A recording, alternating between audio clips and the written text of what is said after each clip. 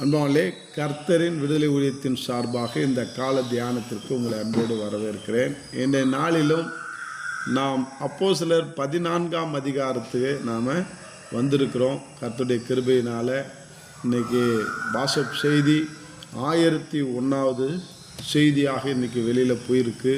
அது அநேகரை விடுதலை செய்யணும், அநேகருக்கு அது ஆசீர்வாதமாக இருக்கணும்னு சொல்லி நம்ம ஜெபிப்போம். நம்முடைய செய்திகளை உலகத்தில் அநேகர் கேட்டுக்கொண்டு இருக்கிறாங்க.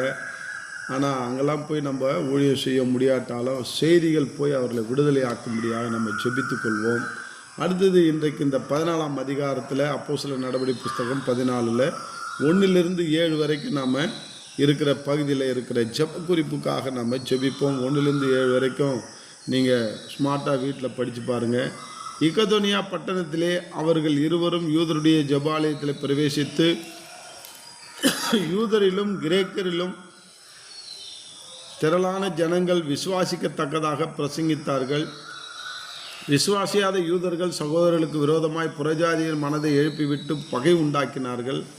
அவர்கள் அங்கே அநேக நாள் சஞ்சரித்து கர்த்தரை முன்னிட்டு தைரியம் உள்ளவர்களாய் போதகம் பண்ணினார்கள்.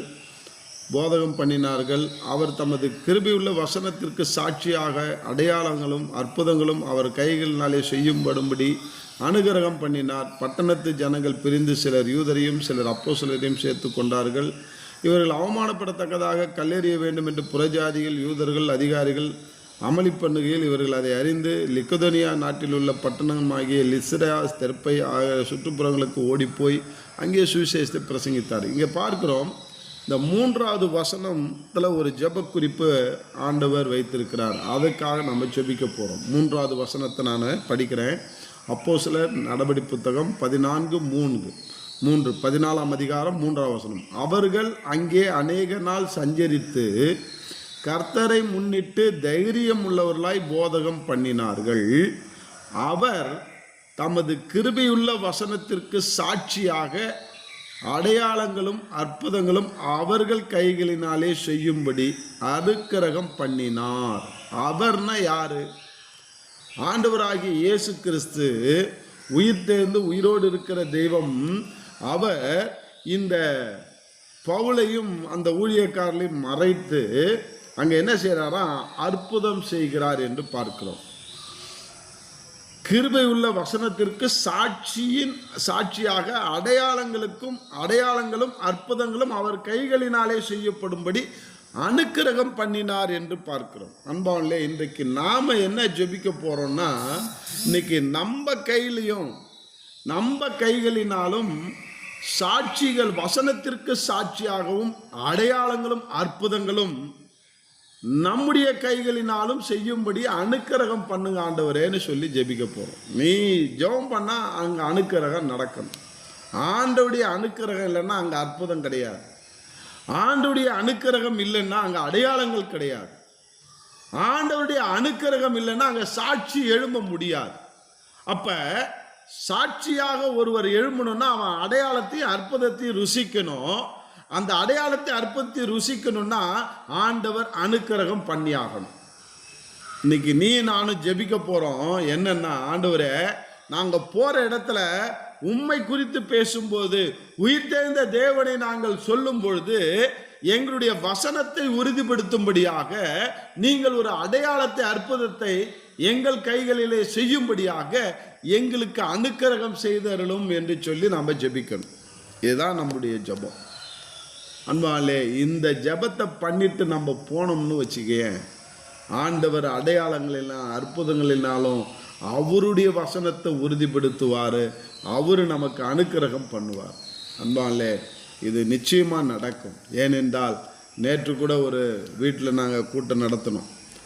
அந்த மீட்டிங்கில் ஆண்டவர் பேசுகிறது என்னன்னாக்கா, சீஷர்களுக்கு அவர் அதிகாரத்தையும் வல்லமையும் கொடுத்து அனுப்பினாராம். சும்மா வெறுமனை அனுப்பலை. ஏன் அதிகாரம் கொடுக்கணும், வல்லமையை கொடுக்கணும்னு கொஞ்சம் அதை ஆராய்ந்து பார்க்கும் பொழுது ஆண்டவர் சொன்னார், பிசாசின் கிரியில் பிடிபட்டவர்களை விடுதலையாக்க உனக்கு அதிகாரம் வேணும், உங்களுக்கு அதிகாரம். அந்த நான் பெற்ற அதிகாரத்தை உங்களிடத்திலே கொடுக்கிறேன்.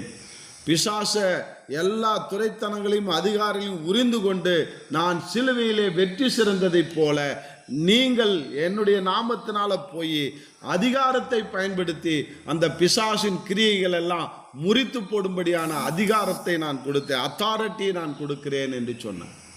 வல்லமையை எதுக்கு நான் கொடுத்தேன்னா, பிதா எனக்கு கொடுத்த வல்லமையின்படி நான் அநேக அற்புதங்களை அடையாளங்களை செய்து வியாதிஸ்தர்களை சுகமாக்கினதில் நீயும் வியாதிஸ்தர்களை சுகமாக்கும்படிக்கு பிதாவுடைய வல்லமையை உனக்கு தருகிறேன் என்று சொன்னார். அன்பாலே, ஆண்டவர் கொடுத்த வல்லமையும் அதிகாரத்தையும் நாம் பயன்படுத்த நாம் ஒப்பு கொடுக்கும். இன்றைக்கி அதை தவறான முறையில் அநேகர் பயன்படுத்தி கொண்டிருக்கிறார்கள்.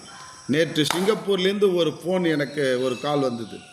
அவங்க யூடியூப்பில் என்னுடைய செய்தியை கேட்டு அவங்க எனக்கு ஃபோன் பண்ணாங்க. விஜயலட்சுமின்னு பேர். சிங்கப்பூர்லேருந்து நான் ஃபோன் பண்ணுறேன், ஐயா எனக்கு உதவி செய்யுங்க, எனக்கு பல பிசாசினுடைய போராட்டம் என்னுடைய வாழ்க்கையில் இருக்கிறது, நான் இன்று பின்மாறி போயிட்டேன். நான் கொஞ்ச நாளாக நான் சிங்கப்பூரில் அநேக சபைகளுக்கு போய் அநேக பாஸ்டர்கிட்ட போய் ஜெபம் பண்ணேன், ஒன்றுமே நடக்கலை, எனக்கு விடுதலையே கிடைக்கல. ஆனால் எல்லா பாஸ்டரும் உனக்கு இத்தனை பிசாசு இருக்குது, உன் வயிற்றில் பிசாசு இருக்குது, உன் மூளையில் பிசாசு இருக்குது, தற்கொலை பிசாசு இருக்குதுன்னு என்னென்னவோ சொல்கிறாங்க. ஆனால் விடுதலைக்கு வழியே சொல்ல மாட்டாங்க. விடுதலையும் ஆகலை. அநேக சபையில் போயிட்டேன். இந்தியாவிலேருந்து நிறைய பாஸ்டருங்க வந்து ஜெபம் பண்ணாங்க, அதுக்கும் முடியல. ஆனால் பணம் போனது தான் மிச்சம். நான் இப்படி இப்போ திரும்பவும் நான் பின்மாறி போயிட்டு முஸ்லீம் மந்திரவாதிகிட்டே போய் பார்ப்போன்னு சொல்லி போய் பார்த்தேன். அவங்களும் இவ்வளோ பிசாசு இருக்குதுன்னு சொல்கிறாங்களோஞ்சி ஒரு பிசாசும் அவங்க ஓட்ட முடியல. அடுத்தது இந்து மந்திரவாதிகிட்ட போனேன், அவங்களும் உனக்கு பிசாசு இப்படிலாம் இருக்குதுன்னு பயங்காட்டி 5 லட்ச ரூபாய் வரைக்கும் பணத்தை கட்டு, உனக்கு நான் விடுதலை கொடுக்குறேன்னு சொன்னாங்க. 5 லட்ச ரூபாய் என் வீட்டுக்காரர் கட்டினாரு, அங்கேயும் எனக்கு விடுதலை கிடைக்கல. மீண்டும் ஆலயத்துக்கு வந்து, ஆண்டவரே என்னை மன்னிச்சிருங்க, நான் பின்மாறி போயிட்டேன், நீங்கள் தான் எனக்கு சுகம் கொடுக்கணும்னு சொல்லி நான் திரும்பியும் எத்தனையோ ஊழிய காட்ட போயிட்டேன், எனக்கு சுகமே கிடைக்கல ஐயா, எப்படியாவது உதவி செய்யுங்க ஐயான்னாங்க. அப்போ தான் சொன்னேன், இந்தியாவிலேருந்து 2 பாஸ்டருங்க வந்தாங்க, அவங்களுக்கிட்டேயும் நான் போய் ஜெபம் பண்ணேன், ஒன்றும் நடக்கலை. அவங்க 1 லட்ச ரூபா கொடு, எங்களுக்கு இன்ஸ்ட்ருமெண்ட் அதாவது மியூசிக்கு கருவிகள் எல்லாம் எங்கள் சபைக்கு தேவைப்படுகிறது, அதுக்கு நீங்கள் 1 லட்ச ரூபா கொடுத்தீங்கன்னா நான் உங்களுக்காக ஜெபம் பண்ணுவேன்னு சொன்னாங்க. 1 லட்ச ரூபா அப்படியே கொடுத்தோம். ஆனால் ஜெபம் பண்ணாங்க, ஒரு பிசாசும் போல. பாருங்க, இப்போ அதிகாரத்தையும் ஆண்டவர் கொடுத்த வல்லமையும் அவர்கள் எப்படியாக பணத்துக்கு விற்கிறாங்க. உண்மையிலே எனக்கு அந்த அனுபவம் இருக்கிறது. எனக்கு ஒரு சகோதரி சென்னையிலேருந்து ஃபோன் பண்ணாங்க, என்னால் போக முடியாத ஒரு சூழ்நிலைன்றதுனால அங்கே ஒரு பாஸ்டர் இருக்கிறாரு, அவரை ரெக்கமெண்ட் பண்ணுறேன், நீ போய் அவரை இட்டுக்கிட்டு அவருக்கு ஃபோன் பண்ண, அவர் வந்து உனக்கு ஜெபம் பண்ணுவார், அந்த பிசாசுகள் ஓடுன்னு சொல்லி மந்திரவாதியாக இருந்து இப்போ மனம் திரும்பின ஒரு பாஸ்டர் இருக்கிறாருன்னு அவருக்கு அவருடைய சாட்சியை கேட்டேன். அவருக்கு எனக்கு பழக்கம் இல்லை, சாட்சியை கேட்டு அவருக்கு ரெக்கமெண்ட் பண்ணிட்டேன். அவர் உடனே அந்த சகோதரி ஃபோன் பண்ண உடனே 40,000 ரூபா கொடு, பணத்தை ஜிபே பண்ணு, நான் வரேன் அப்படின்னாராம். உடனே பணத்தையும் பேரம் தான் பேசுகிறாங்க. அன்பாலே அந்த பொண்ணு என்கிட்ட சொல்லவே இல்லை, ஐயா என்கிட்ட எது 40,000 இல்லை 25,000 ரூபா இருக்குது, நான் அனுப்புகிறேன் வாங்கன்னு சொல்லி வந்த உடனே அவர் சும்மா ஜெபம் பண்ணிட்டு போயிட்டாராம். ஒரு பிரயோஜனமும் இல்லை, ஒரு விடுதலையும் இல்லை. அந்த அம்மா அதுக்கப்புறம் ஃபோன் பண்ணி என்கிட்ட சொல்கிறேன், 25,000 ரூபா அனுப்புகிறேன். அன்பாலே இப்படி காசுக்கு விற்கிறாங்க. இன்னைக்கு இவங்களெல்லாம் மன்னிப்பாராக ஆண்டவர். ஆனால் நான் அந்த அம்மாட்ட, சிங்கப்பூர் அம்மாட்ட சொன்னேன், நான் வந்து பேய் ஓட்டுற பாஸ்டர் கிடையாது, நான் மந்திரவாதியும் கிடையாது, அதனால் நான் ஜெபம் பண்ண மாட்டேன். நான் ஜெபம் பண்ணி உனக்கு பிசாசு ஓடலைன்னா நீ திரும்பி என்ன சொல்லுவேன், இந்தியாவிலேருந்து ஒரு பாஸ்டர் ஜெபம் பண்ணார் அவருக்கும் ஓடலைன்னு சொல்லுவேன். அதனால் உனக்கு ஏன் பிசாசு வந்திருக்கிறது, ஏன் இத்தனை பிசாசு, 7 பிசாசு இருக்குது 10 பிசாசு இருக்குதுன்னு சொன்னாங்க, 1000 பிசாசு கூட இருக்கட்டும், என்ன காரணன்றதை உன் பாவத்தை அறிக்கையிட்டு அதை காரணத்தை கண்டுபிடி, என்கிட்ட 1 மணி நேரம் நீனு பைபிளை வச்சுட்டு உட்காரு, ஆண்டவர் வார்த்தை என்ன சொல்லுதோ அதன்படி நட. ஆண்டவருடைய வார்த்தை சத்தியத்தை அறிவீர்கள், சத்தியம் உங்களை விடுதலை ஆக்குன்னு தான் சொல்லியிருக்குது. பாஸ்டர்களை அறிவீர்கள், பாஸ்டர் உங்களை விடுதலை ஆக்குவார்னு சொல்லலை. நீ உன் நம்பிக்கையெல்லாம் பாஸ்டர் மேலே வைக்கிற, ஏசாண்டவர் மேலேயும் ஏசாண்டவர் கொடுத்த சத்தியத்தின் மேலேயும் நீ வச்சனா ஆட்டோமேட்டிக்காக உனக்குள்ள 1000 பிசாசு இருந்தாலும் அது ஓடி போயிடுமா. நீ என்கிட்ட உட்காரு, நான் இப்போ ஊழியத்தில் இருக்கிறேன், வீட்டுக்கு போயிட்டு நான் உனக்கு ஃபோன் பண்ணுறேன், ஒரு 2 மணி நேரம் 1 மணி நேரமாவது நான் உங்கள்கிட்ட என்ன செய்யணும், வார்த்தையை கொடுக்கணும், நான் ஸ்பெண்ட் பண்ணணும், நீ வார்த்தையை புரிஞ்சுக்கிட்டுனா உனக்குள்ளே இருக்கிற பிசாசு எல்லாம் ஓடிடுமா அப்படின்னு. சரிங்க பாஸ்டர், எப்படியாவது எனக்கு உதவி செய்யுங்கன்னு. அன்பாலே, இன்னைக்கு சத்தியத்தை கொடுக்காதபடிக்கு சத்தியத்தை விற்கிற ஒரு நிலைமை இன்னைக்கு பார்க்கிறோம். அன்பாலே, இன்னைக்கு ஊழியக்காரங்களே இன்னைக்கு ஃபோர்ஜரி பண்ணுற மாதிரி பண்ணிக்கிட்டு இருக்கிறாங்க. எப்படியாவது போட்டும், ஆண்டவர் அவங்களை ஆசீர்வதிப்பாராக. ஆனால் இன்னைக்கு ஆண்டுடைய வார்த்தை என்ன சொல்லுதுன்னா, நீ போய் ஆண்டுடைய சுவிசேஷத்தை சொல்லும்போது ஆண்டுடைய கிருபை உள்ள வசனத்திற்கு சாட்சியாக அடையாளங்களாகவும் அநேக அற்புதங்களையும் அடையாளங்களையும் செய்யும்படி அனுக்கிரகம் பண்ணினார். பண்ணவர் யாரு? ஏசாண்டவர் தான், இந்த ஊழியக்காரன் கிடையாது. இன்னைக்கு நாம் என்ன செய்கிறோம்? விசுவாசிகளாக இருக்கிற நாம ஊழியக்காரனை தலையில் தூக்கி வச்சுட்டு ஆடுறோம். நாம் ஜெபம் பண்ணி ஒரு அற்புதம் நடக்கலைன்னா உடனே வேற ஒரு ஊழியக்காரன்ட்ட போகிறது. அவன் சொல்லி அற்புதம் நடக்கலைன்னா இன்னொருத்தன்ட்ட போகிறது. எப்படி மந்திரவாதிகிட்டையும் ஜோசியக்காரன்ட்டையும் ஓடுற ஜனங்கள் அறிவில்லாத இருக்கிறார்களோ அதே போல் கிறிஸ்துவ ஜனங்கள் அறிவில்லாமல் ஓடிக்கிட்டு சங்காரம் ஆகிறார்கள்.